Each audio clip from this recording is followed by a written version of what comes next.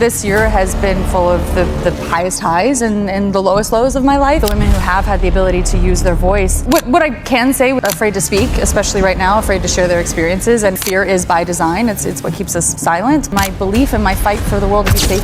It's hard to take Blake Lively's late-night heart-to-heart seriously when it plays more like a TED Talk wrapped in a Netflix teaser. Afraid to speak, especially right now, afraid to share their experiences, and fear is by design. It's what keeps us silent. Dressed in all white, she barged into NBC, knowing full well it was a PR campaign for her new movie. Down this way, middle. Blake, to the right. On April 25th, she strutted in and gave Seth a warm hug. Hope he doesn't catch a case and lose his show after this. Tonight, this is a fantastic You didn't wear outfit. your wedding gown? It's amazing. It's a lot of... She plopped herself on Seth Meyers' couch to promote another simple favor. Why am I here?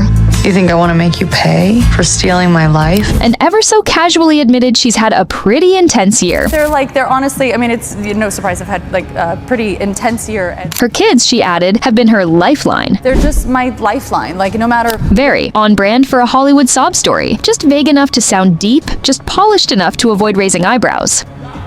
No, Lily, stop. No, please just listen to me, please. Promise me, Lily. I know who's coming. Stop. Stop to me. Stop. Baby, please just stop. You stop. Stop. Please don't. But let's not kid ourselves. This wasn't a spontaneous, soul-bearing moment. Blake is deep in the middle of a full-on PR charm offensive with red carpet appearances, film premieres, and matching outfits for maximum press saturation. The timing is, shall we say, suspicious. You don't reappear all smiles on late night TV talking about your emotional roller coaster unless you want to steer the train. Many people don't have the opportunity to speak, so I do feel fortunate that I've been able to. And it's the women who have had the ability to use their voice that's kept me strong and you know. Meanwhile, the elephant in the room is tap dancing in stilettos. Blake and her It Ends With Us co-star Justin Baldoni have been embroiled in a legal mess juicier than anything Netflix is putting out this month. A good impression. What do you make of the allegations and the complaints against him? What are you doing? Stop. What are you doing? In my opinion, I find it very hard to believe the allegations against him. So you believe Blake Lively wrestled control of the film? You have me. You involve me. I know. So if I'm not what you want, you just... No, I'm fine. I think she tried to, yes. Blake smelled his kindness, mistook it for weakness, and tried to take advantage and take power. So I hope that the truth comes out. Never seen two sides come out with so much information. The level of detail that is coming from both sides is quite astonishing. In late 2024, she filed a civil rights complaint followed by a lawsuit accusing Baldoni and several studio executives of enabling a toxic set culture that crossed personal boundaries. Misconduct, smear campaigns, PR firms being dragged into the mud. This isn't a drama series. It's a real-life legal brawl. Baldoni, not one to take that lying down, struck back with a $400 million countersuit, claiming Blake, Ryan Reynolds, and their publicist orchestrated an elaborate hit job to destroy him. Hollywood, but make it courtroom. And yet, despite all that backstory, when Blake finally sat down for her first major appearance since the allegations surfaced, what did we get? Vague references, glossy metaphors, Disneyland analogies. The PR team must have worked overtime. She carefully sidestepped naming Baldoni or addressing any part of the case directly. It was like watching someone tiptoe through a minefield in designer heels, graceful, sure, but also highly evasive. When she did reference the situation, without ever saying Baldoni's name, of course, she quickly pivoted to talking about her kids and how she had to be Disneyland for them.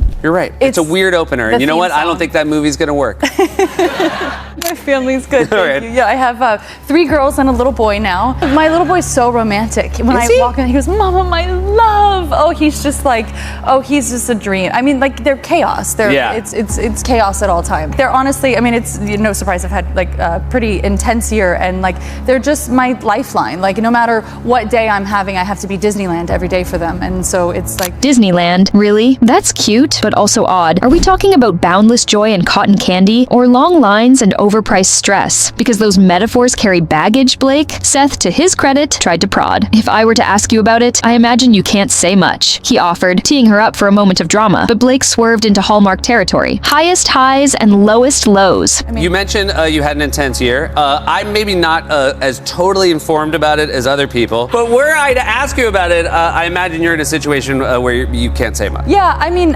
what I can say without going too into it is that this year has been been full of the highest highs and the lowest lows of my life, and I see... She declared, like someone reading from a motivational calendar. It was less confessional and more of a brand-consistent monologue. We didn't get an Oprah moment. We got a LinkedIn post with lipstick. She then launched into a broad commentary on how women are afraid to speak out, how fear is designed to keep us silent, and how grateful she is to have a platform. So many women around afraid to speak, especially right now, afraid to share their experiences, and fear is by design. It's what keeps us silent. But I also acknowledge that many people don't have the opportunity to speak, so I do feel fortunate that I've been able to. That's nice, but also a little rich coming from someone who manages her public image tighter than a Disney reboot. Fear may be by design, but so is every step of this PR rollout. Heck, fans aren't buying it at all. They're furious. The tone was breezy, too breezy. For someone supposedly enduring a professional firestorm, she was remarkably chipper, smiling, composed, glossy-eyed, and glowing. Not a single crack in the facade. If she's trying to look like a woman who came through the storm stronger than ever, mission accomplished. But if she's trying to be relatable, maybe lose the soft focus lens. To be honest, it was quite corny. Even fans clowned on her. Let's talk about timing. Blake had been media silent for months, letting the legal chaos swirl in the background. But the moment her movie drops on Prime Video, she reappears like a perfectly timed Instagram ad. Vulnerability as a marketing strategy? Classic celeb move. The formula is simple. Lay low, let the drama simmer, then return with vague pain and polished sound bites. Bonus points if you mention your kids. And she really leaned into that narrative. Just a mom of 4 trying to survive a chaotic year. You're right. It's a weird opener. And you know what? I don't think that movie's going to work.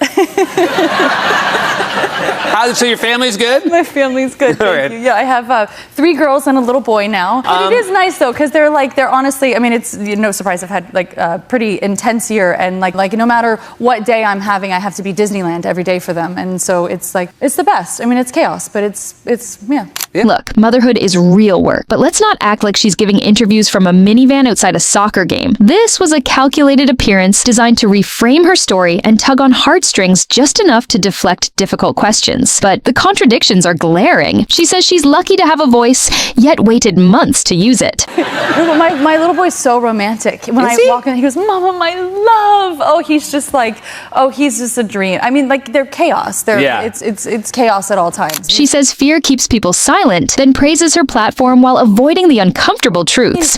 What I can say without going, so many women around afraid to speak, and fear is by design. It's what keeps us silent. She presents herself as the voice of the voiceless, but does so while wearing couture and skirting specifics. Even her delivery felt too smooth. And it's the women who have had the ability to use their voice that's kept me strong and helped me in my belief and my fight for the world to be safer for women and girls. It's a pretty simple thing, but nothing...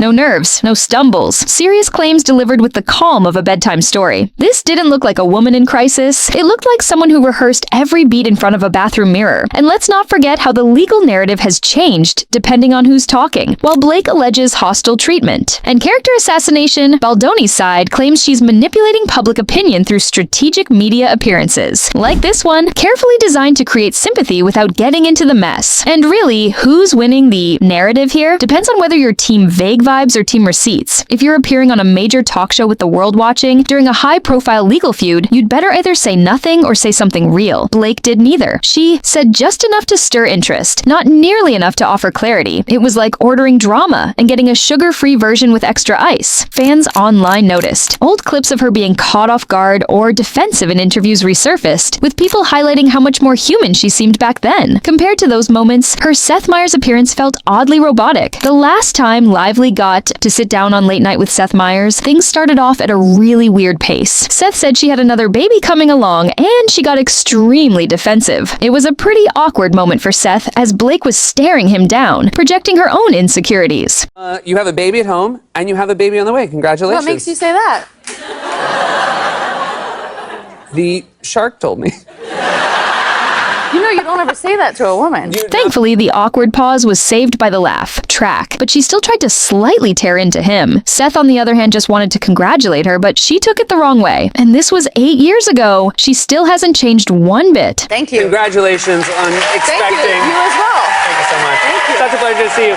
Blake Lively, everybody. Well, except for the part where she's pretending like nothing wrong is happening in her life these days. And it's all sunshine and rainbows. And as for the great Seth Meyers, he was acting as if Blake and him have been the best of buddies ever since the incident. It was all positive, flowery small talk for the most part. And Seth didn't do the whole episode justice, if you ask us. Maybe he's getting casted for a new Marvel superhero role. Wouldn't be surprising if he fiddled his way into Ryan Reynolds' pocket. And let's not forget the public reaction. Social media was divided. Some praised her grace under pressure, others saw through the glitz. One user called it painful, another labeled it a masterclass in strategic vagueness. When the main takeaway from an interview is, did she actually say anything? That's not a mic drop moment, that's a soft shoe shuffle. In the end, Lively's segment came off more like performance than revelation. A little sparkle here, a touch of sentiment there, and not one dangerous truth in sight. If this is the new age of celebrity accountability, it's all style, no substance. The vibe was strong, but the receipts? Still missing. So yes, Blake looked stunning. She said some empowering things, even if they were just for PR and publicity reasons. But beneath the glitter, we're left with a story carefully crafted to dance around the truth, which we all frankly know of, empowerment theater, complete with mood lighting and polite applause. The only question now is, are we buying it or just playing along? Let us know your thoughts in the comments below.